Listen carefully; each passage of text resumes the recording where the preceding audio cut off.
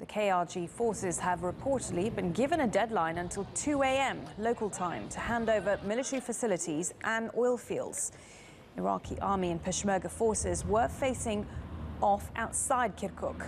Also, clashes have been reported between Peshmerga and Shia militias in a town nearby on Friday.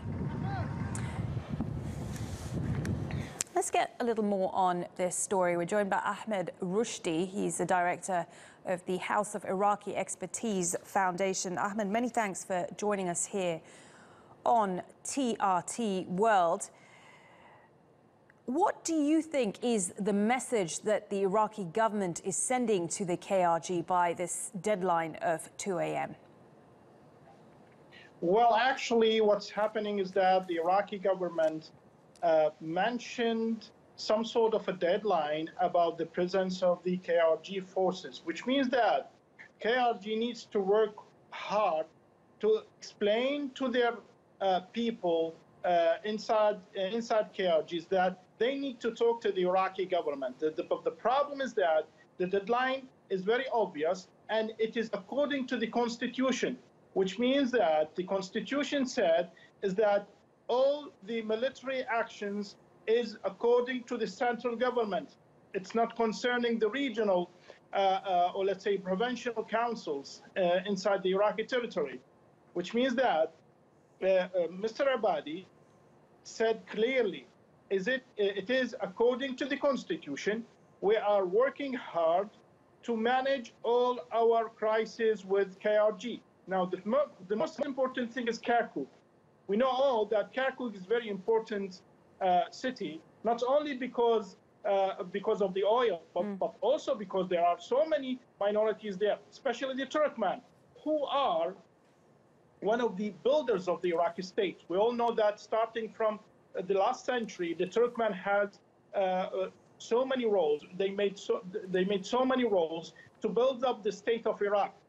And according to that, the Iraqi state needs to protect the minorities, especially who are represented in Kirkuk and who are also managing to be inside the central government and inside the Iraqi parliament as a presence, as one of the compartments, one of the important compartments of the Iraqi state.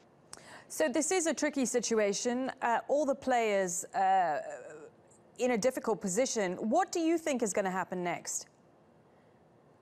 Well, I think the Iraqi government will stick with the constitution, will stick with the work according to the constitution, do it on the legal way, start to manage things, not to raising up, let's say, raising up the situation in a way that there will be a fight, but it is according to the constitution, it is the right of the Iraqi government, troops, because Kirkuk is inside Iraq. It's not in the KRG. And we all know that it's according to the constitution, according to the Article 140, is that until now, these disputed area didn't manage to have the rights to be either inside the government or inside KRG, which means it's still inside the government, inside Iraq, and it is controlled by the Iraqi government, and the parliament, which is headed by Salim al-Jubouri, said clearly, we made our decision.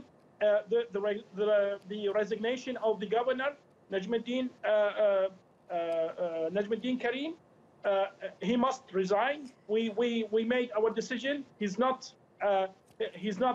let's say, he's not suitable to rule Kirkuk, and we need the PUK to, let's say, nominate another governor for Kirkuk. Ahmed, we're running out of time, but I want to ask you briefly, do you think the Kurds in Iraq have overplayed their hand?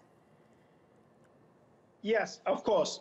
They must, I think, they must respect the central government orders. They must respect the way that the Abadi managing things, which is according to the constitution, according to the legal way, or let's say according to the what the Iraqi state signed on starting from 2003, and what the Kurds signed on in 2003. They accepted the constitution first, and secondly, they took the budget, the 17% of the Iraqi budget, as managing the relation between Baghdad and Erbil. Okay. Now, from 2003 until 2015, it's supposed to be that we are managing our problems between Baghdad and Erbil. Okay, Ahmed, I appreciate your time. Ahmed Rushdi there from the Iraqi Expertise Foundation.